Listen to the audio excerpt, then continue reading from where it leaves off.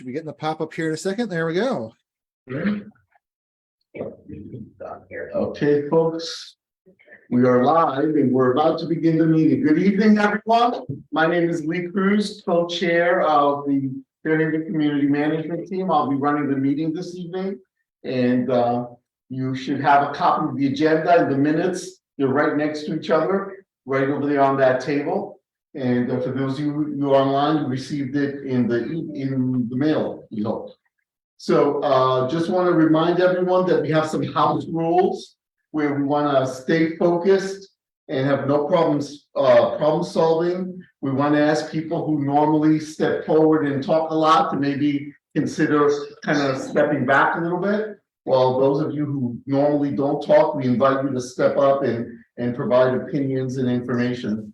We want to have an open and honest conversation in a safe space, listen with an open mind, believe that everyone who's here has the best intentions. We want to be action oriented and decide what we want, when we want it, and plan to make it happen. And we're also trying to be Fairhaven focused. So if the conversation goes over to something broader or something else, we're going to try to bring it back. And we're going to try to start as close as we can to on time. Right now, it looks like that's 6:04. So hope everyone is on. If you know online that someone else wanted to be on and they're not here, you might want to just text them or call them and invite them, send them the link to the meeting. Please keep your microphones muted unless you are a designated speaker. Which, by the way, the chat box is up on the screen here. So if you type something, unless you send it directly to the person, it will be seen on the screen here in the library. So with that, I'm going to call the meeting to order, and I'm going to ask Christine to call the roll of the board. Lee. Present. Liz, present. Abby, present. Adam, Present. Gina, here, and myself, I'm present. Okay. Folks in the room, do we have anyone who's never been to a meeting before? I don't see any new faces at all in the room. Everyone's been here before. Folks online, if you are new to the meeting, or even if you're not, everyone, feel free to introduce yourself with your name and whatever you want to say about yourself. People are usually putting their name and the street they live on or the organization they represent if you're here online with us. Do we have anyone? I'm noticing a hand up. Mr. Cordova, did you want to say something? Hi, sorry, this is my first meeting. I've been in Fairhaven for a long time. I haven't lived there, but I grew up there. Okay. I was recently hired. I work in the Fairhaven Community Health Center, okay, working with the addiction medicine team. I'm working right now currently with the program Latino Outreach Coordinator. So it's a pretty awesome program. If anyone has any questions, feel free to ask. Hopefully I can talk about it more at a different time, but you know, I know there's an agenda, so. Yep, so we will invite you to ask for a time to speak at the next meeting or some subsequent meeting, and then we can give you a point in the agenda. Thank you very much for introducing yourself. Anyone else that's never been to a meeting before that's online? I don't see any other hands. Mr. Cordova, if you go ahead and lower your hand, that would be great. Okay, so meeting's called to order, roll call, introductions. Okay, do we have quorum, Adam? I think we're one shy. I'm double checking anything. As I say, I think we might have hit it because Deborah Cox just, I don't know if I already had her and she re-signed in. Nope, that should do it. So perfect, just hit it. I want to call for a vote on the minutes to approve the minutes. I hope you've had a chance to read them. They've been available to you now for several days. So can I have a motion to approve the minutes from the May meeting? I say we just need to call for objections or changes. And if nobody has any, they auto approve according to Robert's rules. Okay, wonderful. Thank you for that reminder. So does anyone have any objection to anything in the minutes? Any objections, any changes that need to be made? I see none in the room. I can't see everyone online. I don't see any online now. So we will consider the minutes approved. These are the May minutes that we've just approved. Thank you very much, everyone. Okay, so we're gonna move on to the treasurer's report. Gina? Good evening. We finally have some movement on the budget. Due to Fairhaven Day, we incurred some expenses and it totals $74.77. And that brought our ending May balance to $4,064.88. Okay, that's the update. Okay, gonna put this back to the center of the room and then Lieutenant Kumiati, are you He's here with us online. okay, great. Lieutenant Kumiati, you have the floor. Good evening, everyone. So I wanted to take a look. The last month has been a very good month in Fairhaven. Looking at a bunch of our data, taking a look at the last over the last month so far, even year to date. So looking back almost at the halfway mark here for the year, we have a significant increase or decrease in a lot of categories. 60% decrease in robberies in Fairhaven, a 78% decrease in assault people shot by firearms. Aggravated assaults are down almost 50%. So violent crime is down overall over 40% in Fairhaven. One of the things that does concern me is an increase in burglaries. So while those violent crime numbers are low, they obviously can still be lower with some more proactive work around some violent offenders in the district.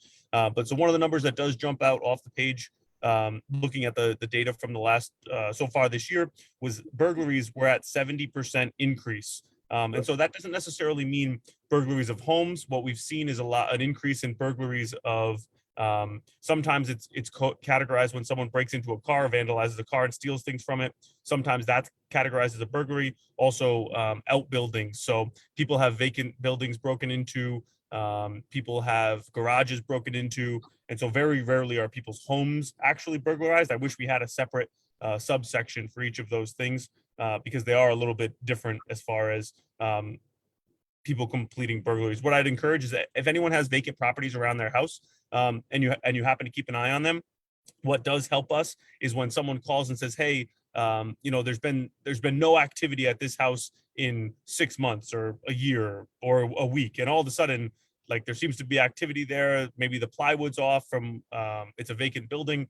That helps us too, even if that's not the crime isn't happening then, it helps us narrow down the windows. Unfortunately, what happens is when the banks own some of these buildings, they'll call us after a couple of months and say, hey, it's been 4 months. At some point, someone broke in.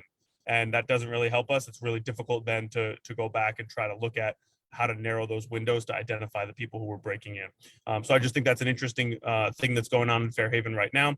Also significant decreases in theft of motor vehicles. And so that's interesting. Citywide, the issue citywide, nationwide, Kias and Hyundais have been an issue this year. What's interesting about Fairhaven is that last year at this time, there were 51 cars stolen. And so that's before the Kia and Hyundai epidemic had happened and kids were learning how to steal cars online.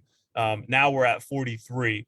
What's really interesting is if you got rid of the pattern for stolen cars in Fairhaven over time is really 3 things. 1, people leaving their cars running when they go into the store quickly. That happens quite frequently. 2, our stats are skewed because of U-Haul. U-Haul being in our area. Whenever someone doesn't return a U-Haul, that gets coded as a stolen auto. That while it is technically a stolen auto, it doesn't necessarily lend itself to police intervention the way other stolen autos would. And then the last category, obviously, is Kias and Hyundais. And so I'm happy with the numbers that we have here. I'd love to see them obviously much lower. If you got rid of the Kias and Hyundais, which most of them are recovered within 48 to 72 hours. Over the last 2 weeks, we had 5 stolen cars. 4 of them were Kias and Hyundais, and 4 out of the 5 were also recovered within 48 to 72 hours, either in Fairhaven, and 3 of them were in Fairhaven, 1 was in the Hill. And so we're still working on solutions to try to address that. Unfortunately, there's a bunch of groups that are conducting these crimes. I'm sure you've seen them posting on social media. There were some videos that were circulating around of them using Kias and Hyundais almost like bumper cars. And so we've arrested the individuals responsible for that. What is actually very sad about that is sometimes they're 13 and 14-year-old kids. And so that creates a very interesting challenge for us as a society and the police department when we have 13 and 14-year-olds driving around the city in stolen cars. I would recommend, we ran out of the clubs that we were using to secure Kias and Hyundais, but I would recommend just being vigilant if you own one. Talk to Kia or Hyundai, a dealership or the manufacturer. They've taken a lot of steps to fix some of those issues. Some are software updates. There's a bunch of other means by which to limit people's access to those vehicles. And lastly, I wanted to talk about some really great work that stemmed from an investigation that happened last month. There was an incident of gunfire at Ferry in Chatham, where a particular individual was targeted by a rival individual. That officers responded to the scene quickly, and a shot spotter notification notified us of 4 shots fired. We used Officer Pern's canine to locate quickly a bunch of shell casings. With the new cameras that we have, we were able to have a plate on a vehicle that just did gunfire within 5 minutes. Our plainclothes detectives were able to use our camera systems across the city to locate that vehicle, conduct surveillance on it. A couple days after, they were still doing surveillance on the vehicle. They were able to apprehend a convicted felon who was on the deadly weapon offender. He had a warrant for not complying with the deadly weapon offender registry in Connecticut. He was apprehended after detectives tried to stop his car. He took off. We used Star Chase technology to track his vehicle. We also used stop sticks to stop his vehicle. He ended up taking off on a foot chase from officers in the woods. And during that foot chase, he threw a firearm that was most likely the firearm that was used in the shooting. Officers were able to apprehend him safely and retrieve that firearm. And so that's overall the technology in that years past, that would be a weeks-long investigation, and to be able to have an offender in custody with a firearm within 72 hours from an incident like that is pretty incredible. And so these tools that we're using are incredibly effective at stopping some of the violence that's happening around Fairhaven and around the city in general. Couple of things that we're working on too. I'm aware of some of the chronic dirt bike issues. We've ramped up our dirt bike presence, dirt bike detail presence this past weekend. They're using drones and other technology to help us identify individuals. I appreciate anyone who contacts us and gives us information. If you have videos of people who are riding without masks on, or if they're habitual people who are riding their dirt bikes around, feel free to send me pictures. I can put my phone number and email in the chat on the side. You can send us that information. You can remain anonymous. I'll have officers do warrants for those individuals for their reckless behavior for driving dirt bikes around. We're really trying to get a handle on that this year in the city, and I really would appreciate your help in assisting us in doing that. Also, some of the other things we're working on are Grand Avenue. Some of the homelessness issues have been plaguing the district for a while, some drug use issues. So we're working with Compass to try to get people some help, and we're also taking some enforcement when it's necessary. Some individuals that habitually are problems in the area. Last month, I talked to you about a decrease in robberies. The last 2 weeks, I saw an increase in robberies, and I thought that was kind of interesting. What's interesting about it is that it's the same offender that returned. He was incarcerated for a little bit. Every time this guy gets out of jail, he comes back out on the street and is back up to his usual antics. And so he's an offender that's been identified in a couple of different things. Next month, hopefully, I'll be reporting to you his name and what he looks like, and that we have him in custody. Otherwise, unless anybody has any comments, I'm all set from here for the month. Okay. Any questions here in the room? Liz, I see you first. Go ahead. Hey, Lieutenant Fumiani, just a quick question. This past Tuesday morning, just before 2 a.m., I think there was like six shots fired. I think it was Lloyd and Graham. Do you know anything about that? Because I don't know if anyone called it in, but they were like, Yeah, so that was there were 6 shots fired at Grand and Mulpey oh, Place. And so we're in the process of getting some video surveillance on that. So I don't have any leads on that yet, but there is, from what I'm told, there's pretty decent surveillance footage of it. okay, all right, thank you. That was I think it was around 1:30 in the morning that happened. At Yeah, Grand I and thought it Mulpey. was like so close. I'm at Lloyd and Woolsey, and I thought it was Lloyd and Graham because that's how close it sounded. But yeah, okay. Yeah, there's that's pretty uncharacteristic for that area at that time of day.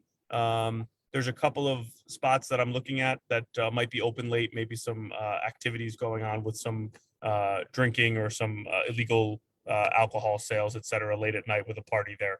But I'm not sure on that yet. Oh, no problem. Thank you. Do you have anyone online? And then we'll come back to the room if anyone. I actually had a quick question.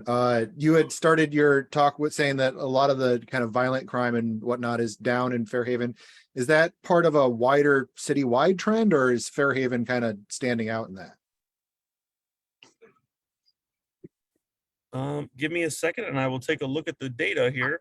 But my overall opinion of it, just anecdotally, how I feel, is that it's better than the other areas. But I will let you know in 2 seconds. Let's see. So confirmed shots fired is even across the city. So that's down, what I say, 14% in Fairhaven. So that's even in the city. So that's a decrease. Let's see, citywide. If we're looking at overall violent crime, it's down 13%. Assault with firearm victims is down 25% in the city. So I say there's reductions. There's reductions across the city, but I would say honestly that that if you look at the citywide data, Fairhaven would probably be one of the districts that's bringing the average down. And so if you look at the average, I would say that there are some districts that are experiencing more violence than Fairhaven is currently right now. And I would say that because Fairhaven is not experiencing as much violence as other areas, that we're the reason that the city average would be brought down, if that makes sense. Yeah. Mhm. Question from someone in the room. Yes, sir. What is Can you identify yourself? Oh, hi, my name is Cedric. I'm a homeowner in Fairhaven. Good. Thank you, sir.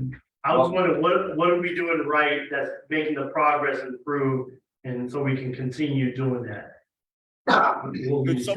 Could somebody in the room that's just closer to the microphone just repeat his question? I think I heard it, but I was just wondering, what is Fairhaven doing right to make the progress improve, as you are saying, how there's going down in crime and all that, and statistically, what are we doing right that we can still continue to do that?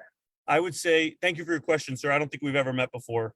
I would say, honestly, in Fairhaven, it is amazing to me the amount that the community works with the police. It is not like that in some other districts. And so I really appreciate the partnership. I appreciate, I try to be as transparent as possible. And so I would say just continue that. When you see something, say something, I don't, don't think that you're bothering me because it seems like it's something small. If it's 3 o'clock in the morning, obviously I'm probably not going to get back to you, but the next business day, we'll take a look into anything that you're seeing out in the district, that attention.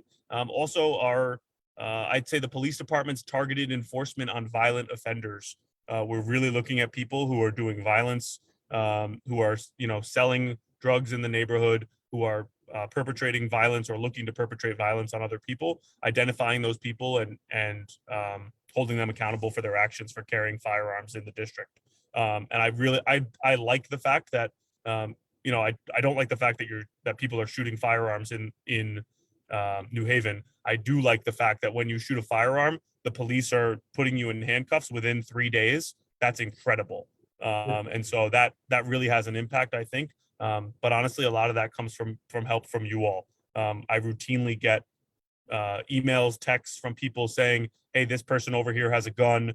You know, we believe that this person over here is selling drugs. This is where they're holding it. This is where they, you know, you all are there day in and day out. The police, unfortunately, can't be. And so I would say the number one thing is the ability to information share. And honestly, I just appreciate that you all trust us and trust me to be able to police the district the way you want to be policed. You know what, thank you. I'm sorry, what was your name, sir? I just got it. So Lieutenant Kumiati put his name and his phone number there, and if you pick up an agenda, any agenda has, Wow. yeah, any agenda has his name and I contact. want to thank you because I've seen the performance of the New Haven Police is very professional. You know, my father, before he passed, he had some issues with dementia. Can you hear me? Yeah, my father had issues with dementia, and it kind of made him a little riled up and hostile, but the New Haven Police have been very professional to working with him when he was around. I want to thank you personally and thank the New Haven Police for their professionalism. I like hearing the fact Fairhaven is improving, you know, because we have such a stigma in New Haven, period. To hear that is very welcoming. You know, as a homeowner, I've been here for years. I'm 38. I've been here since I was born and raised. My name is Cedric, and I'm on James Street. And I set up cameras, you know, just in case for my tenants and all that, for myself and my own safety. You know, I'm doing whatever I can to improve and to respond, like you say, like saying something. And I feel like I sometimes annoy the New Haven Police, you know, when I see something that's really off, you know, but I analyze and I say, okay, something doesn't feel right. I do, you know, say something, I call your local number. Now, if it's not an emergency, I don't call the emergency number, 911, I don't. I just call the local number. You guys, Thank you very much. yeah, you guys are very professional. I'm sorry for being late. No, thank you. Thank you. Thank you. No, sir, don't apologize at all. Thank you very much for your feedback. We train a lot on de-escalation and communication with people. Not always saying we get it right, but you know, it's great to hear that feedback. Dealing with the elderly and especially someone with dementia is very difficult. As a family member, it certainly is difficult for officers. And so I appreciate that feedback. And yeah, thanks for coming. So is there another question online? Any other questions in the room? Seeing none, we're gonna go ahead and move along. Don't forget, everybody, every agenda always has the lieutenant's contact info and also partner who's coming up next. So see that on the agenda. If you are not speaking to the meeting, please mute your microphone. Whoever's speaking. Okay, so with that, we're gonna move along in the agenda and we're gonna have Carmen from LCI. Carmen, again, in the interest of time, if you could keep your report brief and then we'll ask for questions. Carmen, you're on. Absolutely, not a problem. Last month I sent the stuff Carmen, to your the- mic is a little busted there. There was the person who fixed it. I say, yeah, last month, yeah, you had to call in, I think, but yeah, it's the same problem as last month. Carmen, calling. Yeah, I can call in. Okay. While Carmen is calling in, Carmen, can you mute yourself on the computer, please? Yeah, I'll mute her. It's okay. Yeah, I got it. So while Carmen is calling in, I'll just remind people that, folks, I'll just remind you all that every month we remind people that we do have the Civilian Review Board on the police here in New Haven. Every quarter, we have Jawan Carter, who's our representative, come and speak to us. That'll be happening next month in July. In addition to being on the agenda, if you look at the last part of the agenda at the very end, there's a reminder about how to file a complaint. Luckily, we have so far had no issues with the police here that I'm aware of, but if you're aware of something, you can go directly to the Civilian Review Board through our representative. His name is Jawan Carter. All his contact information is on our agenda. Carmen, are you with us? I think she's still calling in. I haven't seen a phone connect to the Zoom yet. Okay, so I'll just try to keep things moving along. So until she comes back, let's move on with the agenda. We'll move on to economic development. It's my understanding that Steve Fontana is with us this evening from economic development. Yes, Mr. Chair, I'm pleased to be with you. This is Steve Fontana. I'm Deputy Director of Economic Development. Along with me is my colleague Malachi Bridges, who I believe will be speaking at a more extensive length about ARPA. But yes, I'm prepared in Kathleen Krolak's absence to give you a brief update on economic development issues, if that's okay. I'm trying to find you. Is your camera on? My camera is on. Yes, yes. You need to remove the picture from this young lady, Yeah, but it still doesn't. so that you need to go up to view, up to the upright where it says view, and then you can do this. Or you can, Yeah, but I know what he looks like, so I was just gonna go directly to him. There we go. Okay, now we go. There you are, Steve. You're on. Great. Thank you, Mr. Chair. And again, just briefly for those of you, it's a pleasure to be with you again after several months. But just to give you a brief update, the first thing is that after a number of months of effort, we are moving forward with the redevelopment of 198 River Street. As you may know, it had some historic buildings on it, and unfortunately, due to deterioration and lack of maintenance, a number of them collapsed or were demolished by the city for reasons of safety. I wanted to let you know that over the next couple of months, we're going to be bringing this plan forward and including to all of you. We will probably start with the Development Commission either this month or next month, and then come back to all of you to present the entire plan, and then ultimately to take it to the Board of Alders, probably in the latter part of the summer. So at this point, it's an exciting redevelopment of that site. Unfortunately, it will require that the final building on the site be demolished. It is beyond saving at this point, unfortunately. But nevertheless, it will lay the groundwork, if you will, for cleaning up a significant amount of the parcel and redeveloping it into a new industrial commercial building that will pay taxes and create jobs.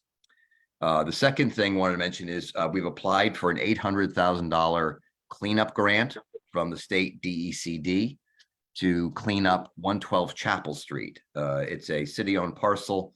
I believe it's bordered by Poplar, River, Chapel, and Poplar.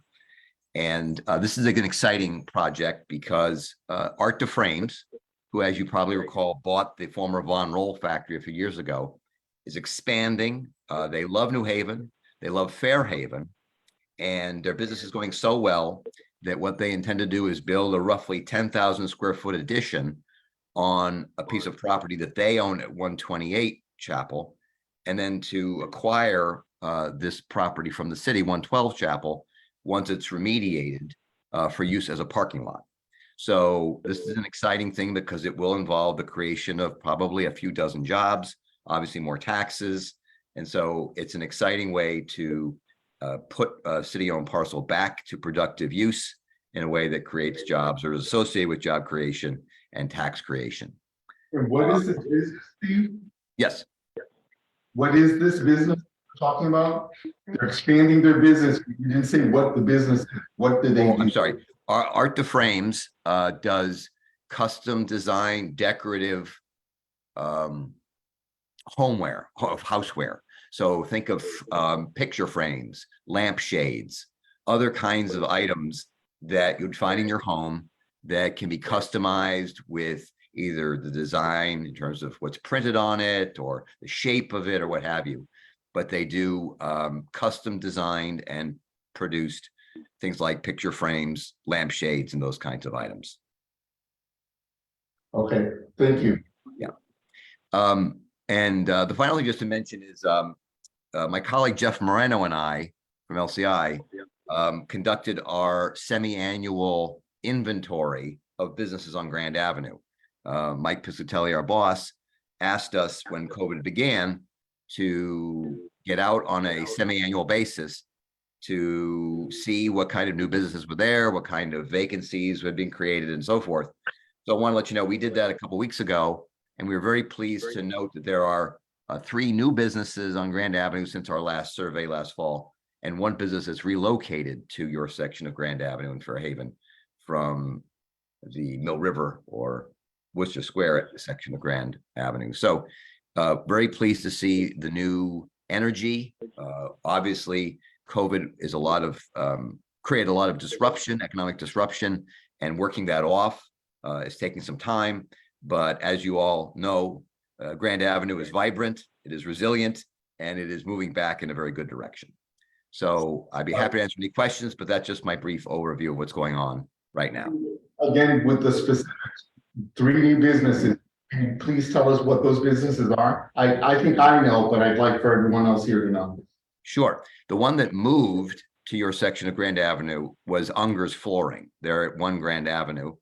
They formerly were in that Mill River, Worcester Square area. The new businesses are El Rey Azteca at 313, 315, and they've got an ice cream and gelato business. Yeah, nice one. There's also La Movie Barber Shop at 347 Grand Avenue.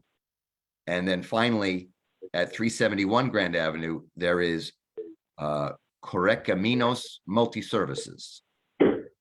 So, Which is what exactly? pardon? Which is what exactly? What are multi-services? Well, my understanding is from their signage is that they do a lot of currency exchange and sending of currency to foreign countries. So it's also, I think they may do some notarization of documents, other types of those services, but I believe, without speaking for them, those are the kind of services that they provide. So, so you're open to questions now? Yes. Okay, so first question I see is online. It's Chris Ozick. Wants to ask a question about the River Street project. Chris, unmute yourself and then that'll be followed by Sally. And then I saw one other person. Is anyone in the room? Question? Okay, so let's go. Chris. Go, Chris. Okay, great. So I'm curious about the 198 Chris Ozick, Quinnipiac Avenue. I'm curious about the 198 parcel in particular, because my understanding was that the city had a deal with the entity that's there that does structural repairs and masonry, that they fixed up, the city paid them to fix up the building. And as a taxpayer, I'm concerned that we're not using our dollars wisely in these investments. And it seems like maybe there's a sweetheart deal being entertained with the same entities, even though the city still owns the land. And I have not seen any for sale signs go up on any of those properties. So I'm curious about that. I'm also curious about making sure that the river walkway along Quinnipiac River, as part of the East Shore Greenway, East Shore Trail through the port, that land was designated to be a waterfront walk for the community. And there have been plans that have been presented to the community, but have not been implemented. And I want to make sure that any project that happens in this area accommodates those and make sure that that amenity goes in for the community, because it is water dependent use.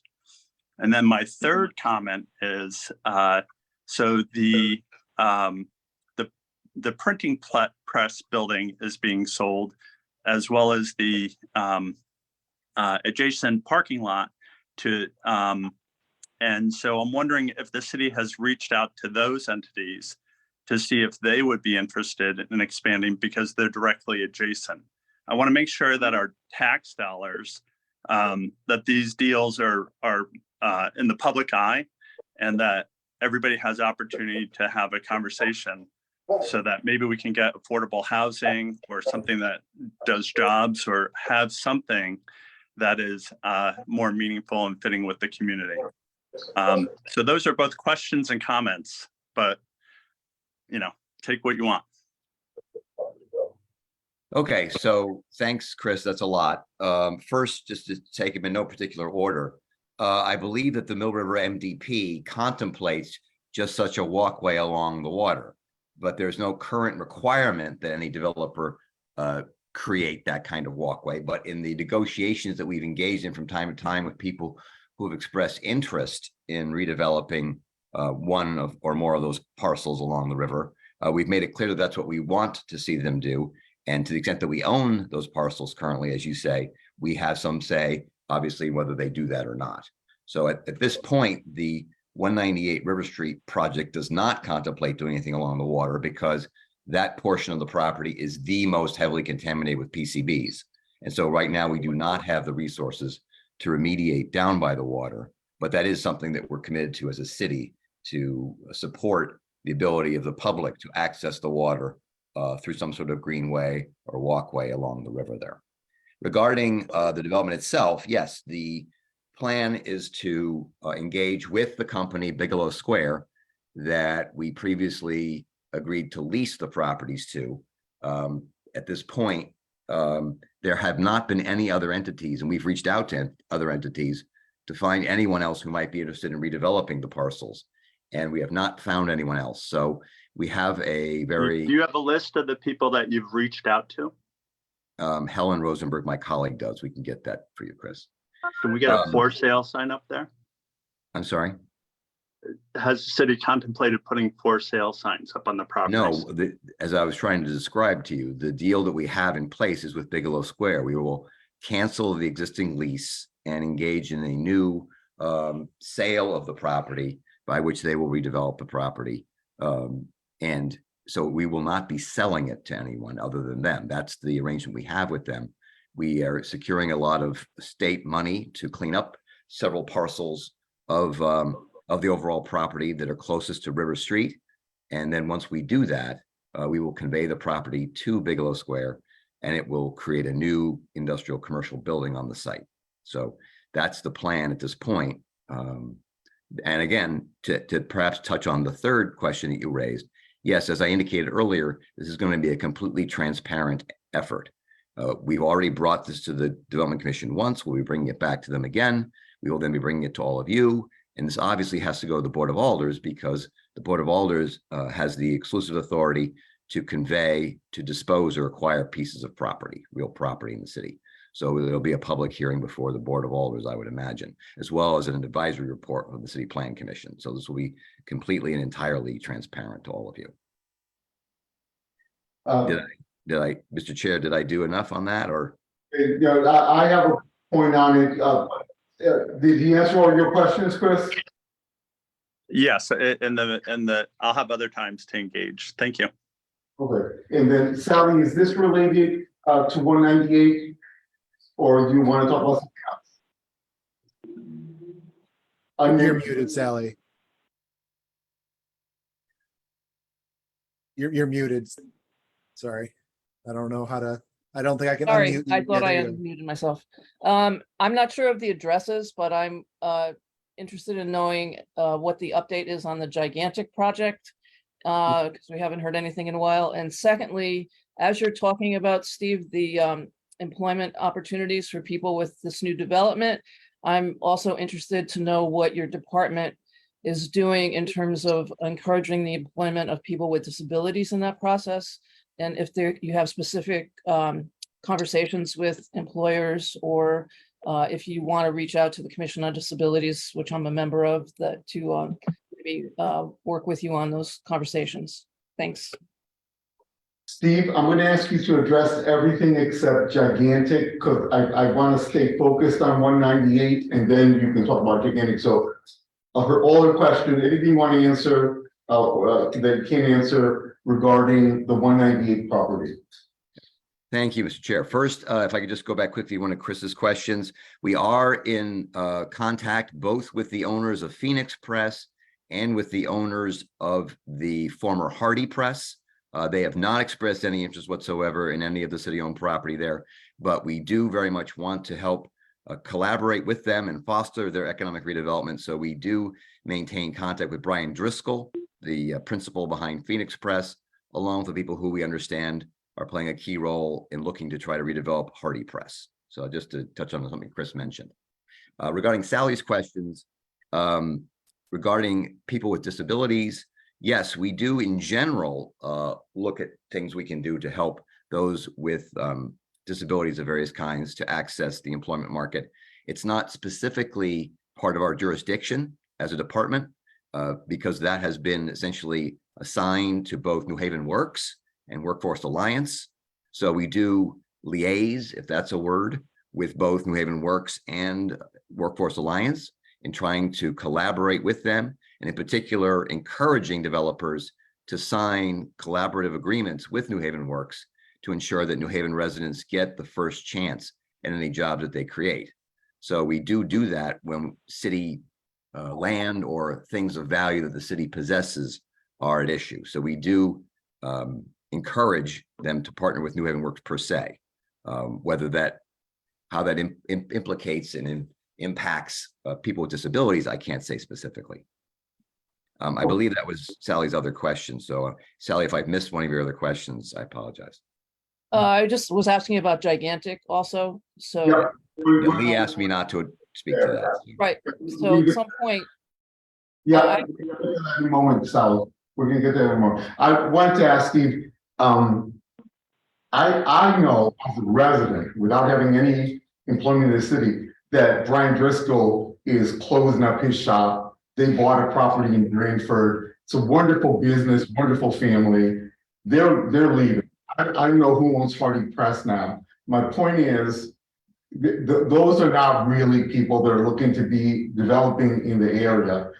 I want not just Chris, but I want our committee to get a list of everyone who has been reached out to and what their response was. If there was no response, then it's no response. We've been through this before, Steve. The Strong School, we were told you can't get any better than that guy that we got rid of a few years ago. And now we have one of the best affordable housing developers and 58 units going in there. I'm not saying that affordable housing is what should be in that area, but is a construction company, commercial building, the highest and best use of our waterfront? That is a rhetorical question. I don't expect you to answer it, but I do expect to get a list of who's been reached out to. I have an arrangement with a realtor. I get alerted every time a property goes on sale or out for lease. And I haven't heard anything through my realtor guy about, 198 being out there in the market. So I really appreciate you giving us all that feedback and information. I would gladly take feedback from you and then have you roll right into answering the questions about gigantic studio.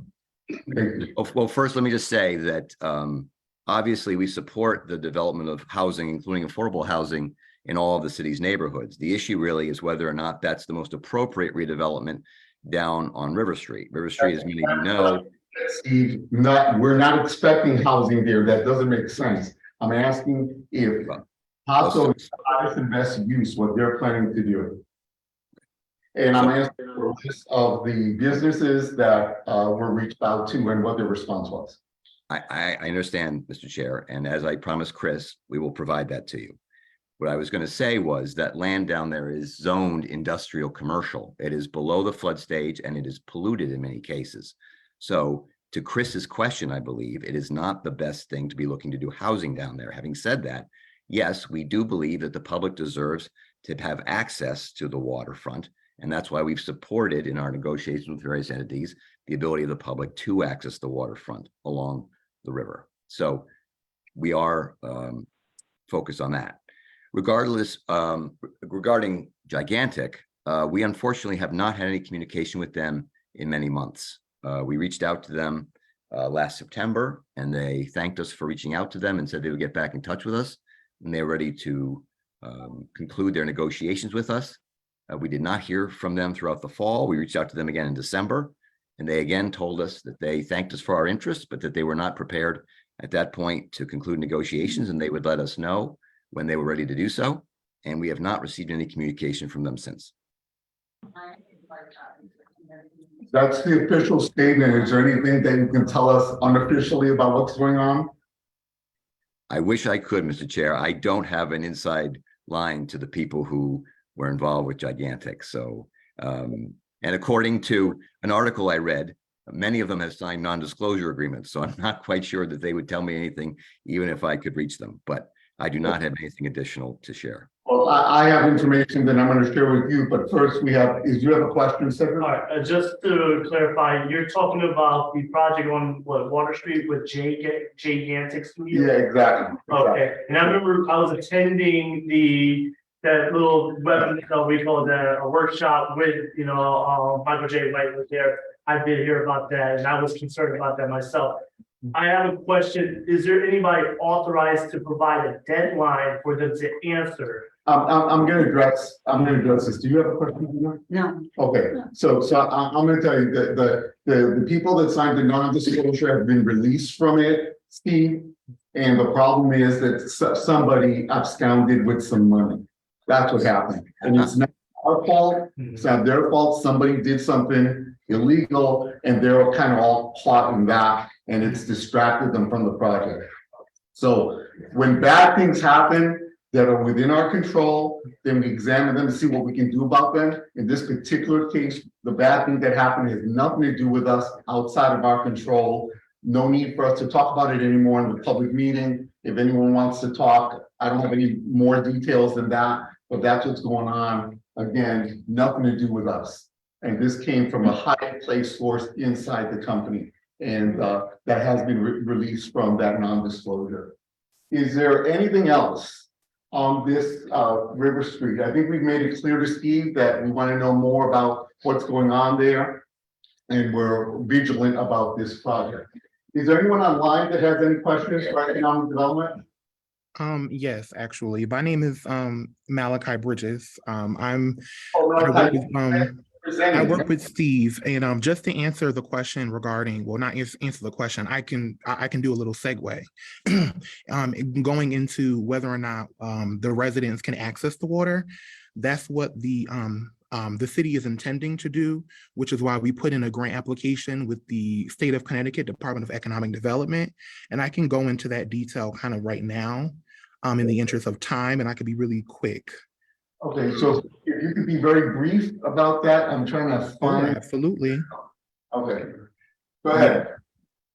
I try to keep it brief because we've been on this agenda point for a while. Yeah. So again, the city of New Haven has the city of New Haven has applied for a grant through the state of Connecticut DECD for $6 million, and then the city of New Haven will match that grant with 1.5 million. So altogether, we will be devoting 7.5 million to Grand Avenue specifically, and we're discussing the whole stretch of Grand Avenue. So from Grand and State all the way to Grand and Front. So the intention of this is to improve the roadways and also to improve the streetscape along the businesses, while also providing a public amenity. And all of these improvements, there is some sort of greenway, bike lane, and esplanade included, that its intention is to bring residents to access that, the waterfront. So I will send this to whomever it needs to be sent to, so then it could be circulated, but I'm really not going to go through a lot of it, just showing, I guess this image, I guess, would be the most important. And someone else brought up housing. So unofficially, officially, there's around 458 new housing units that are in the pipeline to come to Grand Avenue.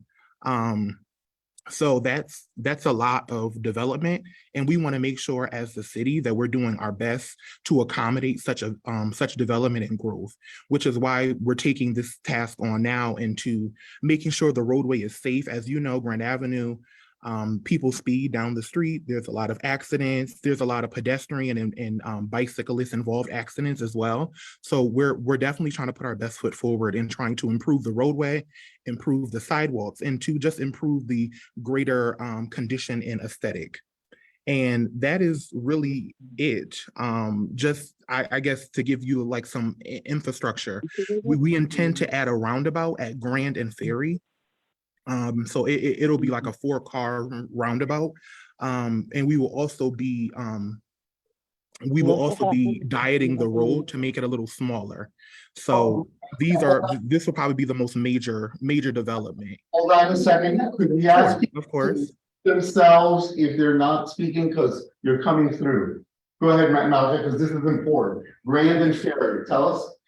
Oh, yeah, I was just saying, probably the biggest roadway improvement is there will be a 4-car roundabout installed at the intersection of Grand and Ferry. And we would also be making the roadway a little smaller so that we can make way for a dedicated bike lane with a buffer. And there will also be an esplanade from Bright Street all the way down to Front Street. So the intention of the esplanade is for people to enjoy walking and also to get a view of the Quinnipiac River. So, you know, this presentation was a great segue to answer a lot of the questions that came to Steve. So again, I don't want to go too much into it, but I can definitely circulate this presentation to you all. Thank you so much. Okay, please send the presentation as soon as you can to fairhavencmt@gmail.com. Okay. It will be reviewed by the executive committee. We will send it out to all of our members.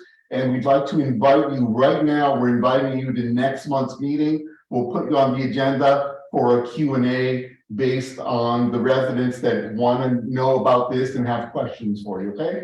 Absolutely, yes. Okay, great. I'll definitely be here. Thanks so much. Okay, also too, are there any questions? I don't want to shut questions. in the room, Abby, go ahead. Quick, easy question. Will the bike lane extend all the way from Front to State? No. The bike lane will begin at Hamilton Street. So from Hamilton and Grand, then it will stop at Haven in Grand, and then it will start again at Bright, from Bright to Front. Got it. Thank you. No problem. Another question in the room from Frank. Frank Redanski, Street Outreach, and I also work at Fairhaven School. Can you stand up? The speaker's way up here. Frank Redanski, Street Outreach, and I work at Fairhaven School. My question was just about the existing crosswalks at Bright and Grand and Bright and Atwater. Will those be part of it? Yes. So we intend to repave the whole roadway. So that's going to be the bulk. So we're doing complete infrastructure improvements to the roadway. So we intend to repave the roadway and restripe. So the intersections and crosswalks will be a lot more visible and bright because we intend to do some restriping as well after the repavement. So I'm going to go with Pastor Bruno because he hasn't spoken, followed by Sal. Go ahead, Pastor Bruno, with your question. Thank you. Thank you, Mr. Chair.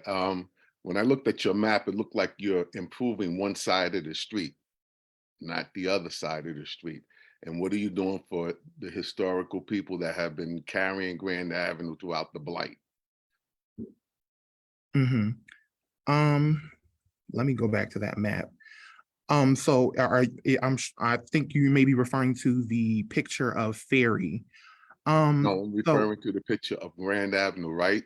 Alongside of the school, the Esplanade, the walkway and everything, the beautification, the trees and everything. Yeah. That looks like there's only one side of the street. That is, so we did that because we don't want to make the roadway too small. So yes, Grand Avenue it sees a lot of cars every single day. So, you know, the roadway is too wide, which is why, you know, cars speed and they pass others. So we wanted to make the roadway a little smaller, but we didn't want to make it too small where it would be unsafe. And considering Grand Avenue sees thousands of cars a day, we didn't want to make the roadway too small. So adding a bike lane and an esplanade to both sides of the roadway, it would make it a little unsafe for drivers. So yes, while we do want to accommodate non-drivers like bicyclists and pedestrians, we also want to keep in mind the drivers as well, who use these roadways every day. My question is, you're beautifying one side of the street and you're doing nothing to the other side. We're replacing the sidewalks on the other side. So both sidewalks, eastbound and westbound, will be redone, and the whole roadway will be redone as well. So we're trying to hit both sides, and we're going down the 1.5 mile length of Grand Avenue. So all the way from State all the way to Front Street. And we're doing both sidewalks, eastbound and westbound, and the roadway in between. So we are trying to do the whole entire and make sure we impact everyone. Pastor Boone and everyone else, in the interest of time, I'm going to cut this off, not because it's not important, but because we're going to dedicate a significant amount of time at the next meeting. And also, Malachi, come ready to talk across from the Esplanade, because it does look to the untrained eye as being unbalanced. What some of the things are that could be done that are complementary, like, for example, working with Urban Resources Initiative and other such initiatives, bioswales, et cetera, to add some, what would appear to be, and will in fact be, some balance on both sides, particularly in that area of Ferry to Atwater, because the school is on one side and several buildings on the other side are historic. Just Malachi, you and I, we can talk about that, because you know and I know that there are resources that could be used that will help look that look a little bit more balanced. Can I just ask, if we're not going to have further conversation tonight, can you come prepared the next time to talk about the impact on bus stops in the area of the work, as well as the impact on people with disabilities who need to use bus stops and other pedestrian access routes throughout this process, and how you've considered accessibility? Appreciate it. Thank you. Absolutely. Mr. Chair, can I speak to this just real quick, because I was trying to speed. I didn't speak to the bus transportation. So Grand Avenue has been selected by the state of Connecticut to be, I guess, transferred into their BRT route, bus rapid transit route. So it would be something similar to like CT Fast Track, for example. And it would be for people to better travel from Grand Avenue to like Merritt and Wallingford area. So there's going to be 2 bus hubs, right? So along with the other local bus stops, there's going to be 2 state bus hubs on Grand Avenue. So we're also going to be redoing some of the bus shelters, and inside the new sidewalks, we intend to have ADA access ramps for people in wheelchairs and people with disabilities to access the sidewalks and roadways. And someone asked me about how are people going to cross at a roundabout.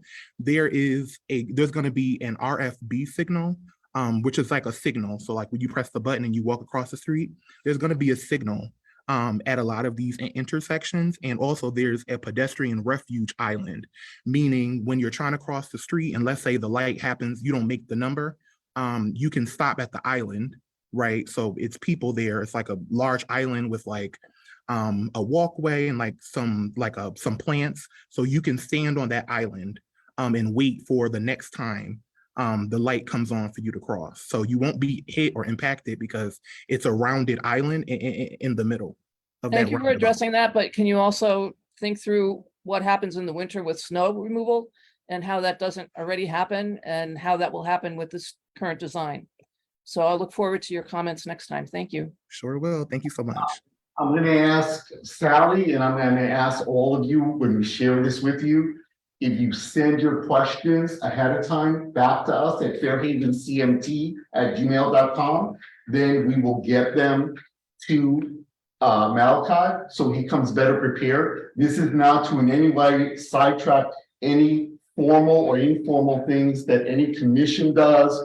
You have your own method for asking questions, but as far as the Fairhaven CMT, the commitment is Malachi's going to get the plan to us. We're going to review it at the executive committee meeting. We're going to get it out as soon as we can out to all of you all. You're going to send us your questions, which doesn't limit you to those questions, but the ones that are most burning for you. And then we're going to get them to Malachi so that Malachi can be focused and prepared. Is that something you can agree to, Malachi? Mr. Chair, this is Carlos Izaguirre. Can I just jump in I'm so sorry. I'm Let me double duty. get a commitment from Malachi, yes or no, and then I'll let you impose. Malachi, can you commit to that? Absolutely, Mr. Chair, I'll be there. Okay, thank you very much. All right, thank you. Carlos? Hi, folks. I'm sorry I'm not on camera. I'm home. No, I don't want to. Actually, Malachi did a really great job of covering as much as he could. I think the only thing I'd want to stress here is that this is a grant application. We do not have it yet. So I don't want folks to start. So we've done a lot of, we're really trying to get better with our our engineering, they have things really, our pre-engineering ready to go for these applications. So we're trying to have, a lot of drawings ready, and, that makes for a stronger application, as you can see with like Long Wharf, we just got the 12 million for the park. But we don't have the money yet, so the funding yet. So I think all of these questions are really valid, but I don't, there is obviously, we get the money if we're lucky enough to get all the funding, and there's a city match as well in there. Then we can talk more about a lot of the detail. I mean, Malachi's giving you a lot of detail in the 10-minute stretch, and we have more, but I just don't want folks to think that that this is all a done deal, because like I said, we have to get the funding, and then there's still a community process that we would have to go through. Thank you very much. That clarification is very valuable. Did you want to add to it very quickly, Malachi? Or you're good? Okay, so it's important that people understand that for now, we should consider it an exercise toward an aspiration of getting this money, if not now, sometime in the future. So you are going to want to give your input, but understand that this is not a done deal yet. Are there any questions in the room? Any questions online? Okay, so we're going to move on. Or move back to Carmen if we could.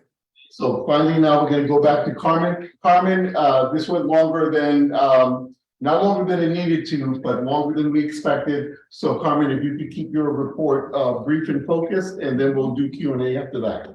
Thank you, Carmen. Sure, absolutely. Can everyone hear me properly now? Yes. Okay.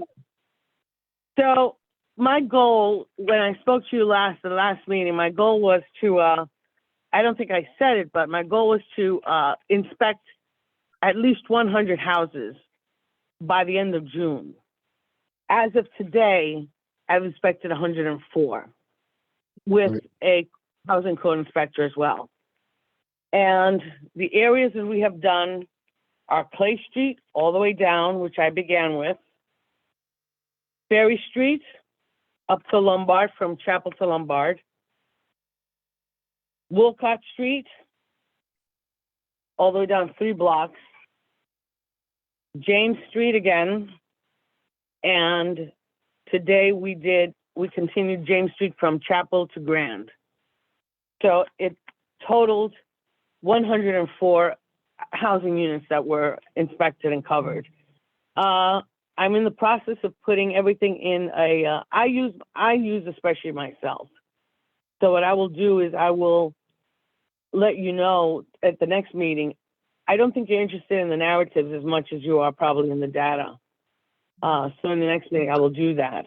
But for right now, just suffice it to say that I have a spreadsheet, and the spreadsheet is the date of the inspection, the ward that's affected, the address that we're looking at, the property owner's name, the property owner's address, the housing issue or the issue that we saw while we were there, and the action that has been taken, and whether or not they have a license to lease an apartment, which you need in New Haven. So those are going to be the items that are going to be addressed in my report. And that's it. I'm open for questions. Thank you very much. Any questions on the floor here in the room? Seeing none. Any questions online? Adam, can you see anybody with a question? I see no hands, no. Okay, so then, thank you very much, Carmen. I appreciate the brevity of your report. Moving on our agenda to the back of the first page, under environmental immigration, we have nothing. Under health, housing, and public safety, we have nothing. Art, culture, and the library, I do want to give a spot there for, even though it's not on the agenda, that's a little bit of an error. So let's let Kirk come in with anything from the library. Kirk? Hey, everyone. We will see, the library will see you at the Riverfest on Saturday, but we also want you to come here. The summer reading program begins next week. We're going to actually have a party here, although it begins on Monday. We're going to have our party on Thursday, where the folks are right now in the community room. We are going to have Riverside Reptiles, one of our longtime friends here. So Next week at this time, well, actually, it's at 4 o'clock on next Thursday. We will have reptiles. We will have amphibians. There could be some snakes for you to meet. Or you can stand back if you're, a little concerned about it. But no, but seriously, it's going to be a lot of fun, and like I said, we'll kick off the summer reading program. We also, if that's not enough animals for you, we are currently attempting to hatch some chickens up on the main floor. We've got eggs. They're in an incubator, and we city guys are going to try to figure out how to do this. So keep checking in. Within about a week or two, fingers crossed, our eggs will start hatching, and then we will keep the chicks that have hatched for another couple of weeks. We've talked about possibly having like a naming contest and things like that. So stay tuned. And then the chickens move on to the organization that brought us the eggs. They will be moving on to a farm after that. But whether it's animals or books or technology, come in and see us sometime soon. Thanks. Thank you very much. We look forward to seeing those chicks and maybe some chickens and maybe some future eggs. Okay. Lee, I think there was responsive, transparent government. There was an item at the bottom. Oh, I'm sorry. I thank you. That's Thank okay. you for pointing that out. I didn't see that. Okay, so we're gonna go one step back in the agenda, very briefly. Responsive, transparent government. We have Solar for All Initiative, Max Terstein. So he emailed us today and said that he couldn't make it. He had something come up. So we're gonna table him. We'll just put him on the agenda for next month. This is just for everyone to know, this is a company the city is working with because the state worked with them, and they're gonna talk about the opportunity to get solar for your house. And then the Yale Program for Recovery and Community Mental Health, Billy or a representative of the Yale Program on Recovery and Community Health to talk about the mural. Yep, he's here. You just need to unmute and you're good. Okay, thank you very much. Sorry for the delay. We were had a baseball practice that we were wrapping up at the same time, so I apologize for being late. So my name is Billy Brummage. I work at the Yale Program for Community Health, which is located in Fairhaven on Peck Street and Blatchley in Erector Square, right in the corner there. We've been there in Erector Square for over 20 years, and we were excited to partner with the neighborhood in doing a mural. So we're working with Kwejo Adai, who hopefully most people know does a lot of murals around the city. And we partnered with Hancock Pharmacy and the people that actually own the building there to use the wall there on Blatchley and Grand, but the wall is along Blatchley Avenue. And what we're doing right now is doing a couple of co-design workshops to design the mural with feedback from, so the focus of the mural will be on mental health and community, hope, resilience, that kind of thing. And we're working with having 2 co-design sessions. We had one last night at the Fame Academy. We had a pretty good turnout. Wanted to definitely say thank you to Alders Crespo and Miller for showing up and supporting us and participating in the activity. We also had a couple of people from the city of New Haven. Carlos Sosa Lombardo and Lorena Mitchell were there, along with about 15 other people. We got a lot of great information, had a great conversation about the themes of the mural. We've got one more co-design workshop coming up that we'd love for anyone to come to, anyone that's in this meeting or anyone that you know. We'd love to have people come out. It will be Monday evening from 5:30 to 8, so June 5th at Perch. So it's 319 Peck Street. I believe that the flyer was sent out to the Fairhaven management team through the email. So it's 319 Peck Street. We'll have supper. And then we have a series of co-design activities that we've been doing for about 5 years for different things. And we will be doing that again. So if you can come out, that'd be wonderful. We'll also be doing some prepping of the wall and painting, and I'll make sure that I let you know, and we'll be creating a flyer as soon as we have that out for opportunities for people to get involved. We'd really love for anyone, particularly like high school students maybe that are looking for community service hours to help with prepping the wall. There'll be all kinds of things that are involved in getting the wall ready for the mural. And that's generally what we're doing. And I'd be glad to, I don't know if there's time, but I'd be glad to take questions if anybody has them. I know Billy's dealing with his son in the background. We totally understand that. Any questions in the room? Any questions online? More of a suggest, just working bridges into the theme of the mural is Thank the you. suggestion. Thank you. I love that. I will, that's great. Thank you. That's great. I will, I'll add that. I should say that if anybody, that's a really great point. We're trying not to be too prescribed about the way that we get information. So if anybody on this list has that kind of like impromptu idea, please, the workshop is at 319 Peck Street. It's right on the corner of Blatchley and Peck Street. Just kind of by the Department of Public Works warehouse, if people know where that is, kind of up the driveway from Bergamos Theater. And yes, so right on that corner. We'll have signage there. We'll have supper. I hope I'm not going over my time, but if anybody has anything that they'd like to contribute, please do. Just let me put my email in the chat. So we're going to take any more time. Yes, thanks so much. In the chat, put your name, your email, put the address and a phone number. We're going to ask our social media people if we can use the poster, maybe do a social media poster too, because it is on Monday over the weekend, and we'll get the word out for you, Billy. I hope to make it myself.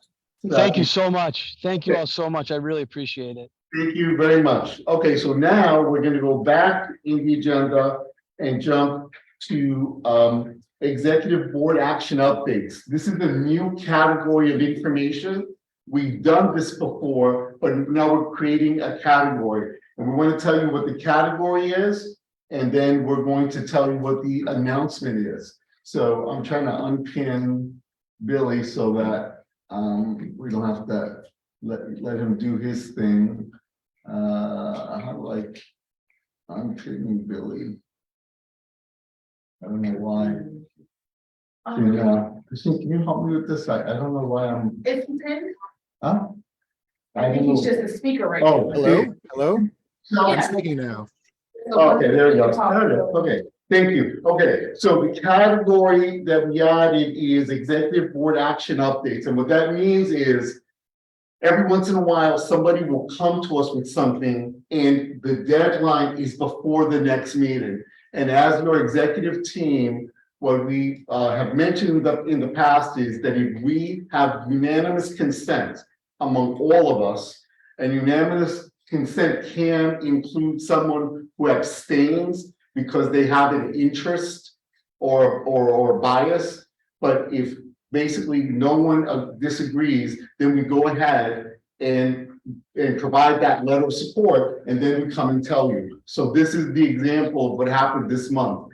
There was a deadline on a proposal to go to the Department of Justice, Bureau of Justice Assistance to work with youth. I'm sorry that Frank Redente had to leave because he works in what will be benefited from this. So there's a whole series of agencies, Fairhaven Health Clinic, et cetera, that signed on. This grant is to the entire city, and they were looking for all the community management teams to basically write a letter saying, yes, we support that more money come to New Haven to work with youth to try to reduce violence.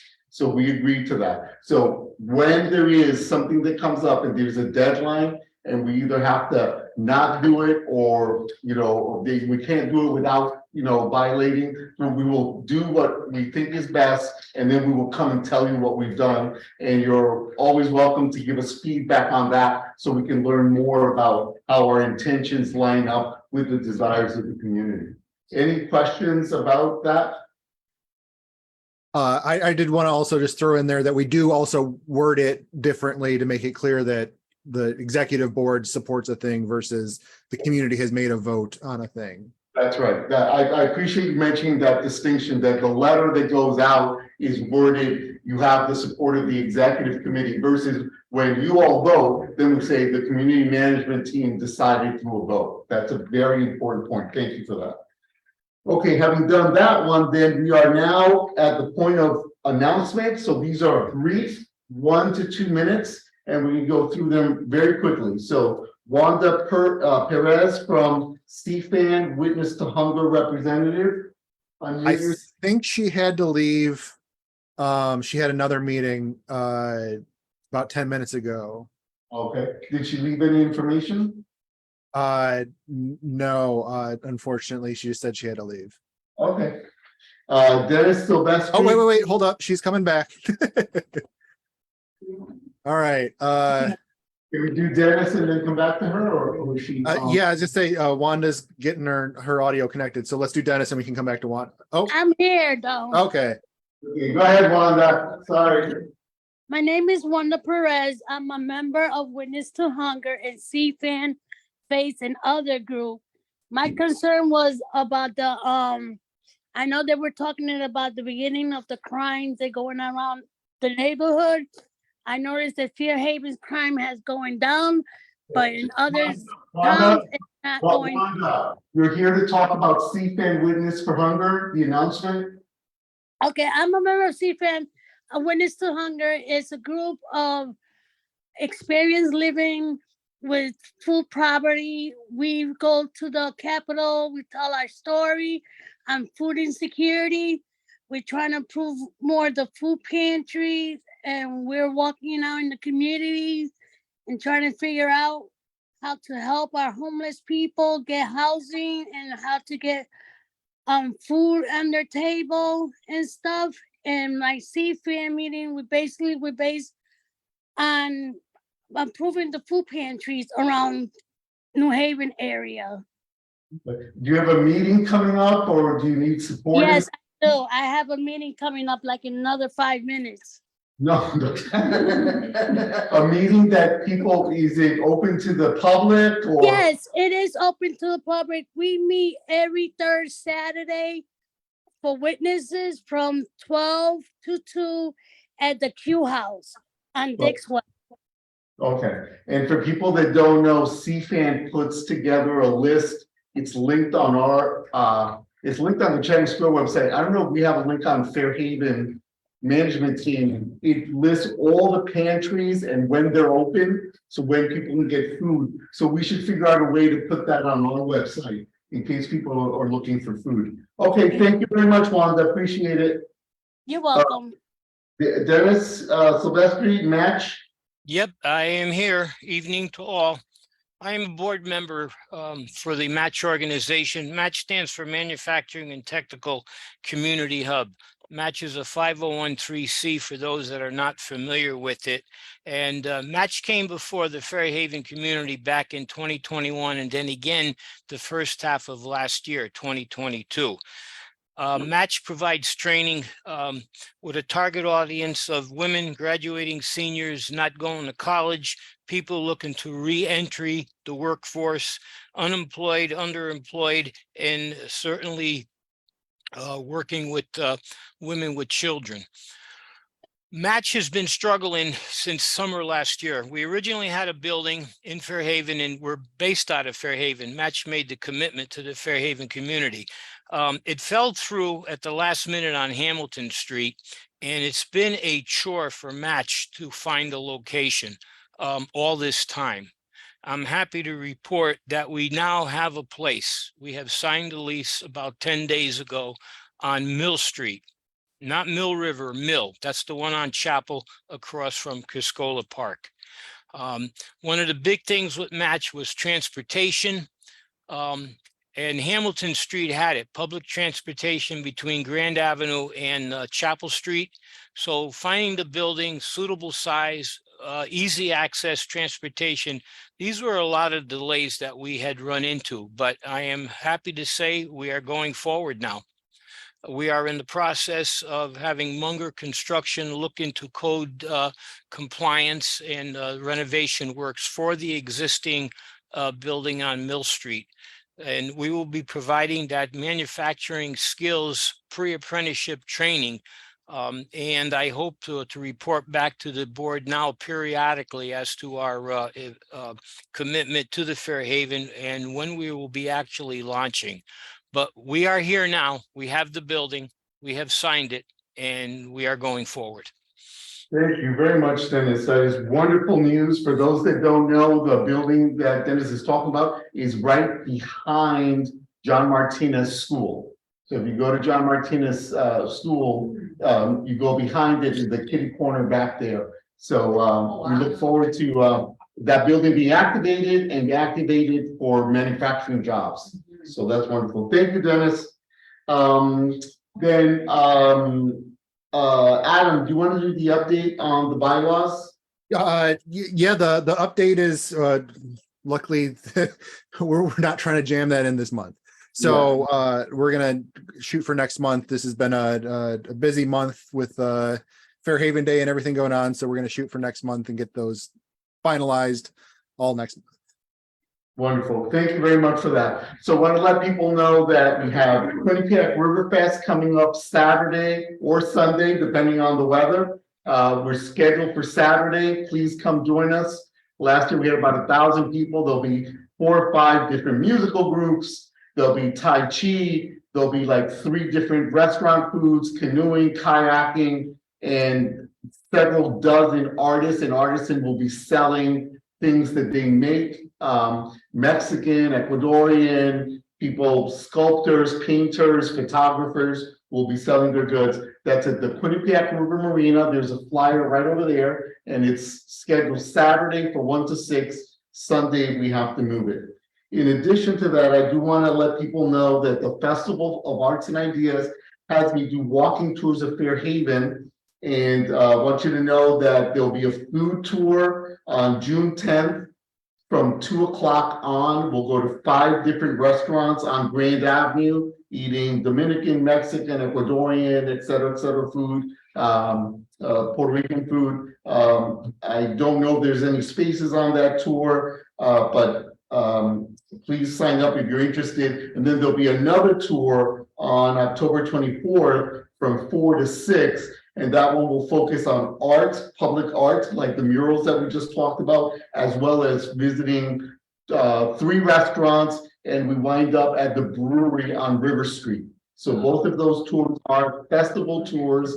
I lead them. You do have to pay because we do pay the restaurants. The money goes to pay for the food and the beer, et cetera, et cetera. It's on the agenda. It's on the Festival of Arts and Ideas website.